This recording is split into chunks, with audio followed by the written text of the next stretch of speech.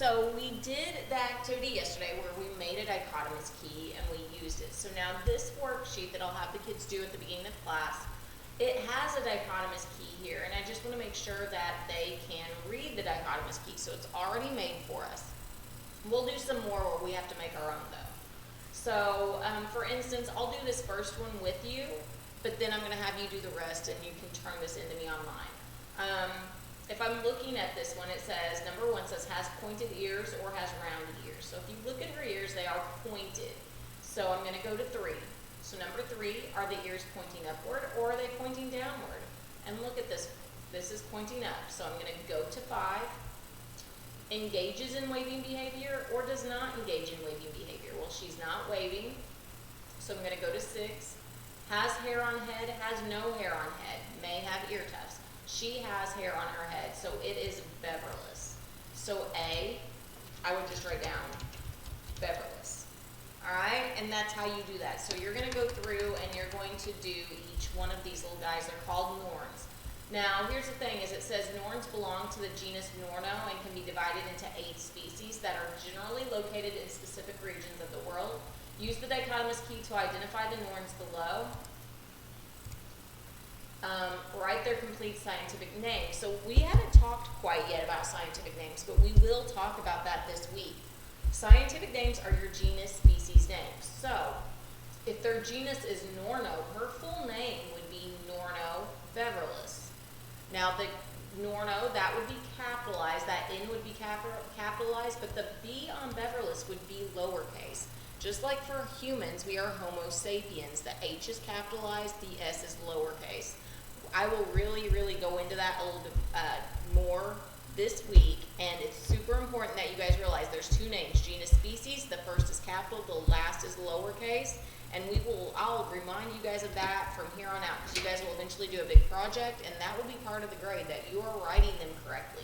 So maybe go ahead and get used to that now and write Norno beverless, capitalize the N on Norno, lowercase the B on beverless. I know these are some crazy names here. So anyways, that is it. I just wanted to make sure that you knew exactly what to do with that. Also today, what you're going to be doing is, because they would do that first thing, that's just going to take them a few minutes at the beginning of class. We are then going to do this introduction to classification. So what you guys or what they will do in here is they're going to get these pictures and they're going to cut them out. And when they cut them out, I'm going to ask them to put them into groups, not like a dichotomous key, because dichotomous key is always 2 groups. You're always breaking down into 2 groups. I'm going to tell them that they can have as many groups as they want. So that's what I want you to do. I want you to come up with groups. Like, how would you put these together? Would you put the dog and the ant in the same group, or would you separate them? Would the dog and the cat go in the same group? And it's completely up to you. Everybody in class, all the groups are going to have different answers on this. Some are very similar. Last year, almost every group did the same thing. But I have had groups that one group has 2 different sets of groups. I've had tables that have had 6. So it really does not matter how you want to organize these. Now, I tell them, like, if there's something you don't know, you can have a group of, like, I don't know what to do with these, so I'm putting them in a group of unknowns. And I do not help them. So some of this stuff, you may not know what it is. I do not help them. I give them absolutely 0 help on this. Now, eventually, I do tell them what some of these are, and when you send this in to me, I can tell you what it is. But I do not help them out because, when early scientists did this stuff, they did not have the help. Somebody saw this and was like, what is this? And nobody was there to tell them what it was. So they had to do it themselves, and that's what I'm doing with you guys. You guys are like very early scientists. We have this group of organisms, and we need to put them in some type of order, some type of grouping. All right, and that's what scientists have done today, and that's what we're going to do. We're eventually going to do some notes, and we'll talk about what scientists have done and the groups we have. So anyways, that's the activity for today. Now, I'm going to take that a little bit further, and let me see here.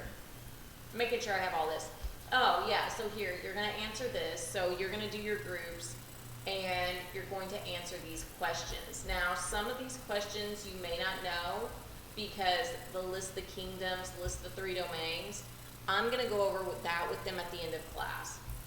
Now, on this second sheet here that's blank, what I'm gonna have them do in class is flip it over, and we're gonna take a day where they then do a dichotomous key. So they're actually going to, and they're gonna be able to cut these out, they're gonna do a dichotomous key. So they're gonna have to split this into 2 groups, split it again, keep doing that. Now there are, let's see here, 9, 18, so you're gonna have 17. It's already, it's gonna go 1A, 1B, 2A, 2B, all the way to 17A, 17B.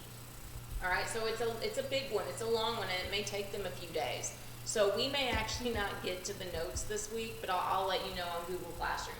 So anyways, if you are not sure what you're supposed to be doing, let me know, and I will get back with you.